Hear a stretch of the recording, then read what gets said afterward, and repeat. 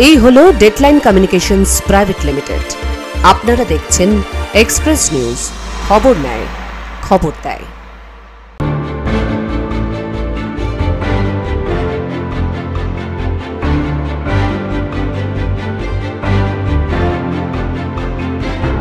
Express Roundup brought to you by Coal Mines Associated Traders Private Limited. নমস্কার, express নিউজে আপনাদের সকলকে স্বাগত। আমি সঞ্জীব। শুরু করছি এক্সপ্রেস রাউন্ডআপ।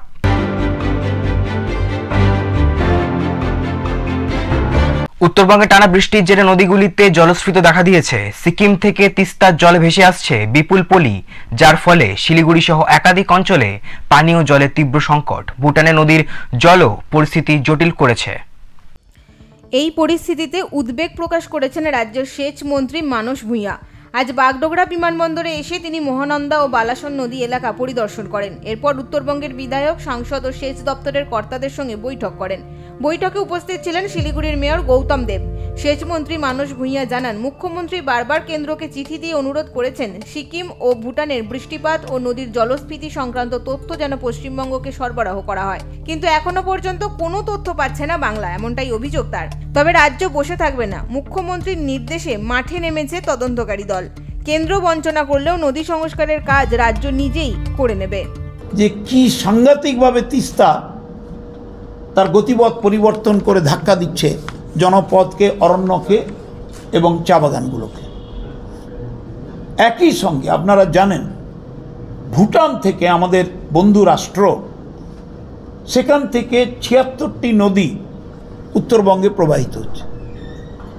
কিন্তু অত্যন্ত দুঃখের বিষয়, আমাদের মুখ্যমন্ত্রী মমতা বন্দ্যোপাধ্যায় বারে বারে পত্র দিয়েছেন প্রধানমন্ত্রীকে, বারে বারে দাবি জানিয়েছেন, অনুরোধ করেছেন যে ইন্ডো ভুটান রিভার কমিশন হওয়া দরকার।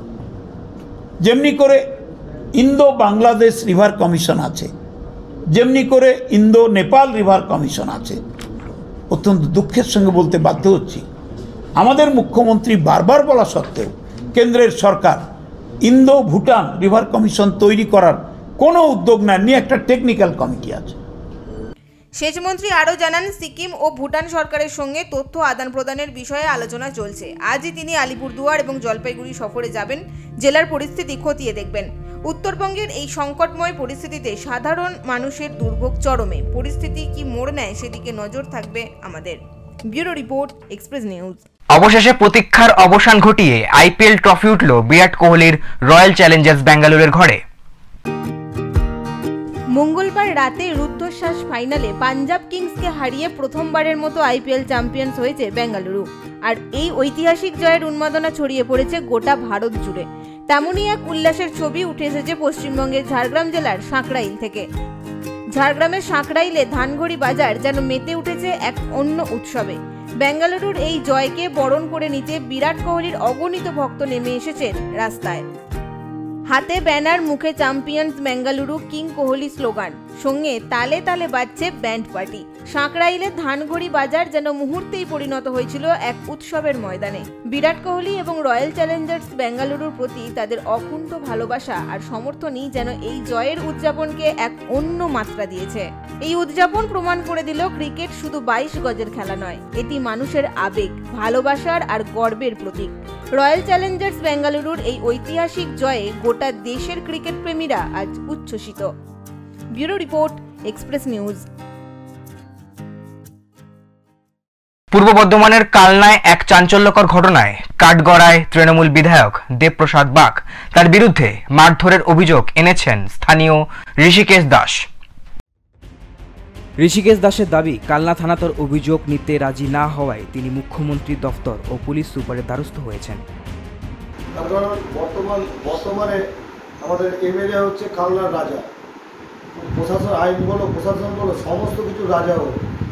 ওই এমএলএর বিরুদ্ধে যখন অ্যালিগেশন দিতে গেলাম, থানা কোনো কর্ণপাতই করলো না। আমাদের বললো যে পরের দিন ফোন করে ডেকে নিচ্ছি। আমরা ৩-৪ দিন ওয়েট করলাম, ও বাবা কোনো কর্ণপাতই করলো না। থানায় যাচ্ছি, অ্যালাউই করছে না। বাধ্য হয়ে আমি মুখ্যমন্ত্রীর কাছে গেলাম। অন্যদিকে বিধায়ক দেবপ্রসাদ বাগ পাল্টা অভিযোগ করেছেন যে ঋষিকেশ দাস 2016 সাল থেকে তাকে ও তার পরিবারকে ফের প্রতিপন্ন করার এবং শেষ করার চক্রান্ত করেছেন। বিধায়ক জানান ঋষিকেশ দাসের ছেলের জলে ডুবে মারা যাওয়ার পর তার ছেলের বিরুদ্ধে খুনের অভিযোগ হয়েছিল, যদিও তার দাবি সেই মামলায় তার ছেলে বেকসুর খালাসি পেয়েছে। পরবর্তীকালে তদন্ত এবং সাক্ষী হওয়ার পর দেখা গেছে যে আমি যে প্রথম থেকে যে দাবিটা করে আসছিলাম সেটাই সঠিক। কারণ হচ্ছে যে আজ থেকে প্রায় 2 বছর আগে আমার ছেলে এই কেসটা থেকে একদম বেকসুর খালাস হয়।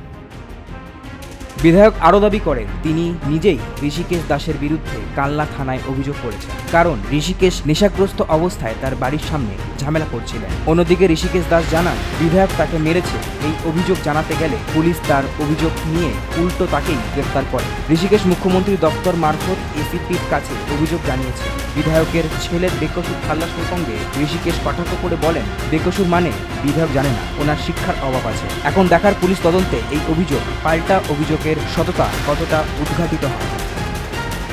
কালনা থেকে এক্সপ্রেস।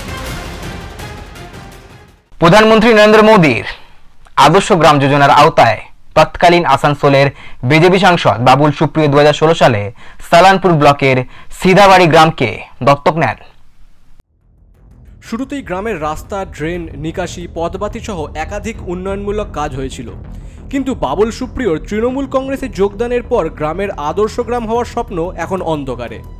স্থানীয়দের অভিযোগ, দল বদলের পর থেকে বাবুল সুপ্রিয় আর সিধাবাড়ি গ্রামে আসেন না। এর ফলে তার শুরু করা অনেক প্রকল্পই অসম্পূর্ণ অবস্থায় পড়ে আছে। গ্রামবাসীরা বর্তমানে রাজ্য সরকারের প্রকল্পে সুবিধা পেলেও কর্মসংস্থানের অভাব নিয়ে অসন্তুষ্ট। 2016 সাল থেকে ওনার যতটাই ছিল, ওনার তো এমপি সাংসদ তহবিল থেকে রাস্তা, পানীয় জলের ব্যবস্থা, লাইটের ব্যবস্থা এবং সিধাবাড়ির কিছু বেকারের ইসের জন্য তাদেরকে মাছ চাষের সুবিধা করে দেওয়া, এইসব নানা ধরনের প্রকল্প নিয়ে উনি সিধাবাড়িকে যতটা পেরেছিলেন ডেভেলপমেন্ট করার জন্য চেষ্টা করেছিলেন, আর হয়েছিল কিছুটা। তারপর উনি কন্টিনিউ কাজ চালিয়ে যান 2020 সাল অবধি। 19 জয়ী হওয়ার পরও উনি সিধাবাড়িকে দেখেছিলেন। তারপর উনি যখন চলে যান তারপর থেকে সেই একটা যেখান থেকে ছেড়ে দিয়েছে তার থেকে আবার নিচের দিকে নেমেছে, কিন্তু ডেভেলপমেন্ট কিছু হয়নি। বারাবণীর বিধায়ক তথা মেয়র বিধান উপাধ্যায় জানিয়েছেন, আমাদের নেতৃত্ব ওই গ্রামে যায়, মানুষদের পাশে রয়েছে। অন্যদিকে বিজেপি নেতা অরিজিৎ রায় বাবুল সুপ্রিয়কেই দাবি করেছেন, বিজেপিতে থাকাকালীন বাবুল সুপ্রিয় এত উন্নয়ন করতে পারলেও তৃণমূলে যাওয়ার পর আর করছে না। গ্রামে কমসে কম আমার যতটা মনে আছে কমসে কম 50খানা স্ট্রিট লাইট লাগানো হয়, যেটা সৌর বিদ্যুৎ উৎপন্ন করে। তা আজকে দেখুন গ্রামটির কী অবস্থা। আজকে বাবুল সুপ্রিয় বিজেপিতে থাকাকালীন যখন বিজেপি এতটা উন্নয়ন করেছিল গ্রামের, আজকে বাবুল সুপ্রিয় সেই বাবুল সুপ্রিয় তৃণমূলে চলে যাওয়ার পর একবার ফিরেও তাকায় না। সিধাবাড়ি গ্রামের এই পরিস্থিতি রাজনৈতিক প্রতিশ্রুতি ও দলবদলের ফলে উন্নয়ন প্রকল্পের স্থবিরতা নিয়ে প্রশ্ন তুলেছে। এক্সপ্রেস রাউন্ড আপে নিয়ে নেব ছোট্ট একটি বিজ্ঞাপন বিরতি। বিরতির পর ফিরে আসছি।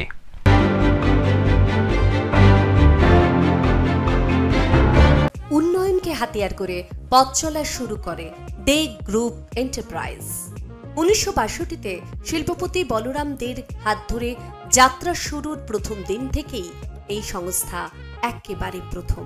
নিরলস প্রচেষ্টার কর্মদক্ষতায় দে গ্রুপ এন্টারপ্রাইজের Coal Mines Associated Traders Private Limited এখন বিশ্বাসের প্রতীক। সদর দপ্তর 18/A Park Street, 6/1 Stephen Court, Kolkata.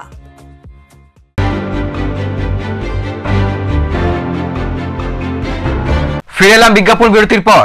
আপনারা দেখছেন এক্সপ্রেস রাউন্ড আপ।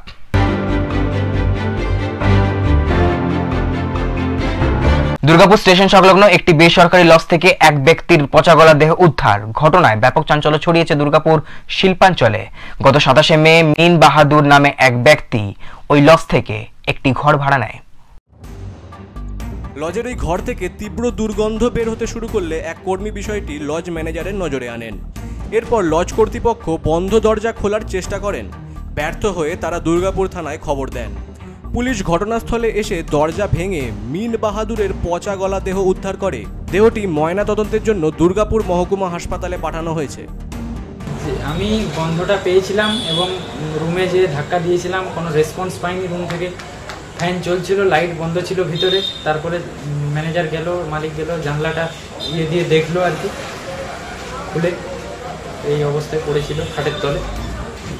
উল্লেখ্য, কয়েকদিন আগেই দুর্গাপুর মহিলা কলেজের সামনের জঙ্গল থেকে এক ব্যক্তির পচা গলা দেহ উদ্ধার করেছিল দুর্গাপুর পুলিশ। পরপর দুটি পচা গলা দেহ উদ্ধারের ঘটনায় দুর্গাপুরের বাসিন্দাদের মধ্যে উদ্বেগ ও চাঞ্চল্য সৃষ্টি হয়েছে। এই ঘটনায় পুলিশের তদন্ত শুরু হয়েছে। Bureau report, Express news. ঝাড়গ্রামের শালবনির বিকাশ ভারতী উচ্চ বিদ্যালয়ে হাতির তাণ্ডব, আতঙ্কে পড়ুয়ারা ও শিক্ষকরা। আচমকাই বিদ্যালয়ে হাজির স্বয়ং রামলাল। এই রামলাল আস্ত বুনো হাতি। ঝাড়গ্রামের রাজপথে তাকে দেখা যায় একা। কখনো ঝাড়গ্রামের রাজপথে গাড়ি দাঁড় করিয়ে খাবার ছিনিয়ে নেওয়া, কখনো আবার চাল মিলে, আবার কখনো স্কুলের গোডাউন থেকে চাল বের করতে দেখা যায় তাকে। শালমনির বিকাশ ভারতী উচ্চ বিদ্যালয়ের এক বিরল ও আতঙ্কজনক ঘটনার সাক্ষী থাকলো স্কুলের কর্তৃপক্ষ এবং পড়ুয়ারা। স্কুল প্রাঙ্গণের আম গাছের নিচে দেখা মিলল রামলালের। মূলত আমের লোভেই তার স্কুলে আগমন বলে অনুমান বন দফতরের। স্কুলে পৌঁছে ছাত্রছাত্রী ও শিক্ষকেরা আম গাছের নিচে দাঁড়িয়ে থাকা বিশালাকৃতি হাতিটিকে দেখে আতঙ্কে স্তব্ধ হয়ে যান। খবর পেয়ে দ্রুত ঘটনাস্থলে পৌঁছয় বন দফতরের কর্মীরা। তাদের প্রচেষ্টায় অবশেষে রামলালকে স্কুল চত্বর থেকে বের করে জঙ্গলের দিকে পাঠানো হয়। হাতিটিকে নিরাপদ দূরত্বে পাঠানোর পরই কিছুটা স্বস্তির নিঃশ্বাস ফেললেন শিক্ষক ও ছাত্রছাত্রীরা। এরপরই ধীরে ধীরে শুরু হয় স্বাভাবিক পঠন পাঠন। Bureau report, Express News. ভিনরাজ্যে কাজে গিয়ে মালিকের হাতে নির্মম অত্যাচারের শিকার হয়েছে এক 12 বছরের নাবালক। পূর্ব বর্ধমানের কালনা মহকুমা হাসপাতালে চিকিৎসাধীন রয়েছে সে। 4 তারিখ দুপুরে আক্রান্ত সেই নাবালককে দেখতে হাসপাতালে হাজির হলেন রাজ্যের মন্ত্রী স্বপন দেবনাথ। ঘটনার সূত্র প্রায় 2 বছর আগে। কালনার উপলতি এলাকার বাসিন্দা ওই নাবালকের পরিবার চরম আর্থিক সংকটের কারণে সামান্য কিছু টাকার লোভে শিকারপুরের এক ব্যক্তির মাধ্যমে তাকে গুজরাটের রাজকোটে কাজে পাঠিয়ে দেয়। কিন্তু রাজকোটে পৌঁছানোর পর থেকেই ওই নাবালকের ওপর শুরু হয় অমানবিক অত্যাচার। শিকারপুরের বাসিন্দা সেই মালিক তুচ্ছ কারণে, বিশেষত ভাত নষ্ট করার অছিলায় প্রায়শই তাকে মারধর করত। মারধরের তীব্রতা এতটাই ছিল যে নাবালকটির স্বাভাবিক হাঁটা শক্তিও চলে গিয়েছিল। মন্ত্রী স্বপন দেবনাথ এদিন হাসপাতালে এসে নাবালকটির শারীরিক অবস্থা খোঁজ খবর নেন। তিনি জানান, ওই নাবালককে দেখতে এসেছিলাম, তার যাতে ঠিকমতো চিকিৎসা হয় সেই বিষয়ে হাসপাতাল সুপারকে নির্দেশ দিয়েছি। একই সাথে অভিযুক্ত ব্যক্তিকে দ্রুত গ্রেফতার করে তার বিরুদ্ধে আইনানুগ ব্যবস্থা নেওয়ার জন্য পুলিশকেও বলা হয়েছে।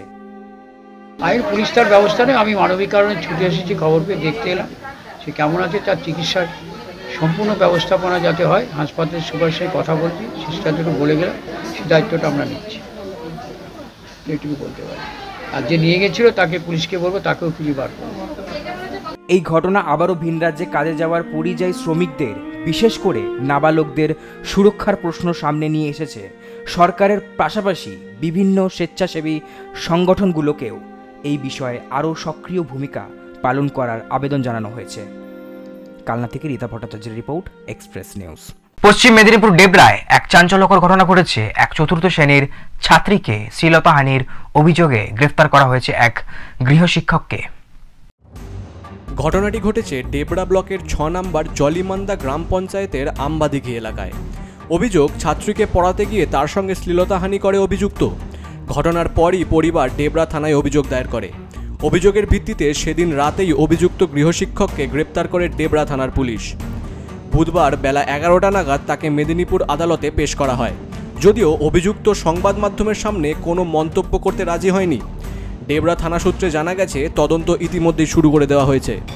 Bureau report, Express News. উত্তরপাড়ার কাঁঠালবাগান সংলগ্ন শান্তিনগর এলাকায় মহিলাদের ওপর তরল জাতীয় বসত ছোড়ার অভিযোগ। ঘটনায় তীব্র আতঙ্ক ও উত্তেজনা ছড়িয়েছে।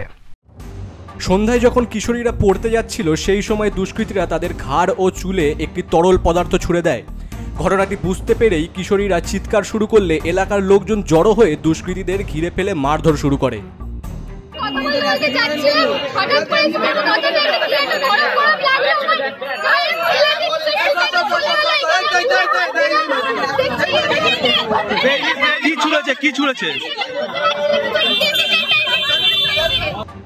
খবর পেয়ে দ্রুত ঘটনাস্থলে পৌঁছয় পুলিশ এবং 3 অভিযুক্তকে আটক করে।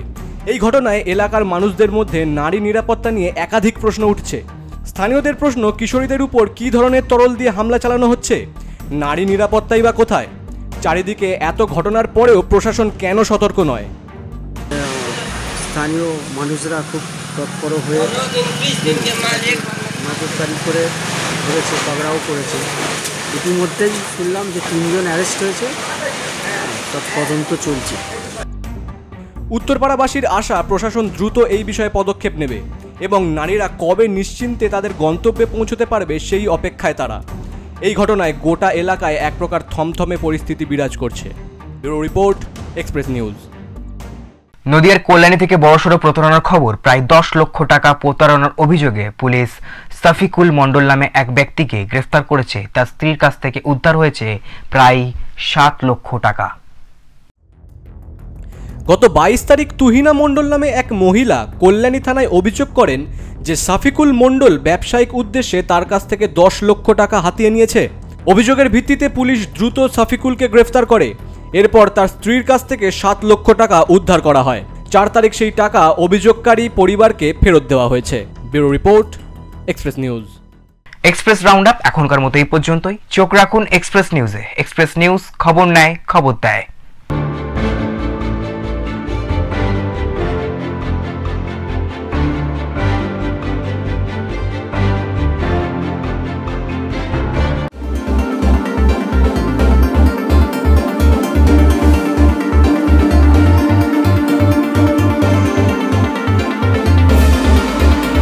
নিউজ এক্সপ্রেসের 24 বছর পূর্তি উপলক্ষে আমি আন্তরিকভাবে শুভেচ্ছা জানাই, অভিনন্দন জানাই। চ্যানেলটি দারুণভাবে এগিয়ে যাচ্ছে। তবে আশা করব যে ভবিষ্যতে বা আগামী দিনগুলোতে এই নিউজ এক্সপ্রেস চ্যানেল নিরপেক্ষ সংবাদ পরিবেশন করবে এবং সত্যিকারের যে খবরাখবর, মানুষের খবর, সেটা তুলে ধরবে। আমার শুভেচ্ছা রইল আগামী দিন নিউজ এক্সপ্রেস এগিয়ে যাক। সামনে 25 বর্ষ পূর্তি হবে, সেখানেও যাতে নিউজ এক্সপ্রেস তার সেই 25 বর্ষ বা রজত জয়ন্তী ভালোভাবে উদযাপন করতে পারে, এটুকু শুভেচ্ছা রইল।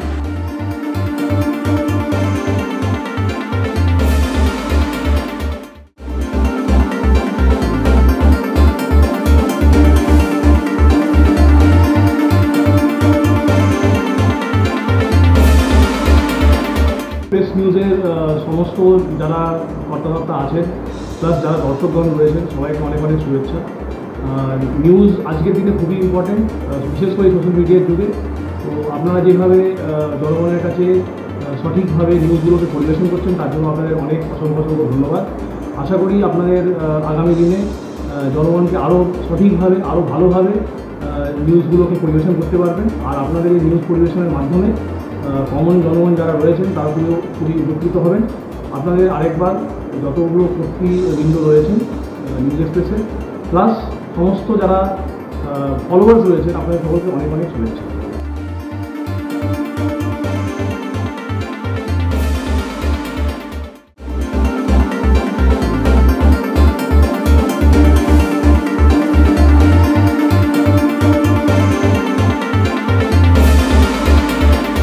এক্সপ্রেস নিউজের 24 বছর পূরণ করে 25 বছর হচ্ছে। সেই জন্য ভারতীয় জনতা পার্টির তরফ থেকে, দক্ষিণ মালদা সাংগঠনিক জেলার তরফ থেকে এক্সপ্রেস নিউজকে শুভেচ্ছা জানাচ্ছি। এই নিউজ আরও সমাজের মধ্যে, সমাজের ভিতর থেকে ভেতরের খবর নিয়ে এসে মানুষের কাছে রাখবে, এই আশা রাখছি। সমাজ মাধ্যম এবং সংবাদ পরিবেশন যে সমস্ত চ্যানেল আছে তাদের মধ্যে এক্সপ্রেস নিউজ খুব ভালো রকম কাজ করে এবং মানুষের গভীরে গিয়ে কাজ করে।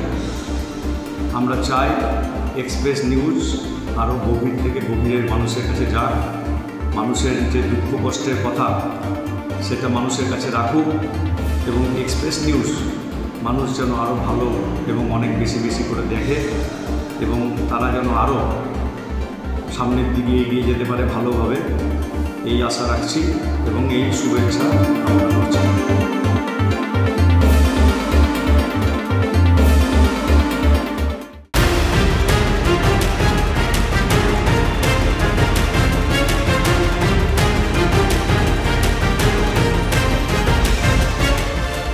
এই হলো ডেডলাইন কমিউনিকেশনস প্রাইভেট লিমিটেড। আপনারা দেখছেন এক্সপ্রেস নিউজ, খবর নেয়, খবর দেয়।